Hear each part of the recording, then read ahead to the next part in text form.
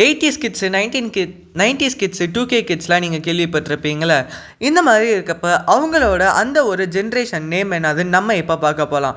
பலருக்கும் அவங்க பிறந்த அந்த ஜென்ரேஷனோட நேம் வந்து தெரியாமல் இருக்கலாம். நான் 90ஸ்ல 2Kன்னு தான் சொல்லிட்டு இருப்பாங்க. ஆனால் அந்த ஜென்ரேஷன் நேம் மட்டும் தெரியாமல் இருக்கலாம். அந்த ஜென்ரேஷன் நேமை தான் நான் இப்போ உங்கள் கூட ஷேர் பண்ணிக்க போகிறேன். அதாவது 1925லேருந்து 1945 வரைக்குமே த சைலண்ட் ஜென்ரேஷன்னு சொல்கிறாங்க. 1946லேருந்து 1964 வரைக்கும் பேபி பூமர் ஜென்ரேஷன்னு சொல்கிறாங்க. 1965லேருந்து 1980 வரைக்கும் ஜென்ரேஷன் எக்ஸ்ன்னு சொல்கிறாங்க. 1981லேருந்து 1996 வரைக்கும் மில்லியனல்ஸ் அப்படின்னு சொல்கிறாங்க. 1997லேருந்து 2012 வரைக்கும் ஜென்ரேஷன் ஜெட்டுன்னு சொல்கிறாங்க. 2013லேருந்து 2024 வரைக்கும் ஜென்ரேஷன் ஆல்ஃபான்னு சொல்கிறாங்க.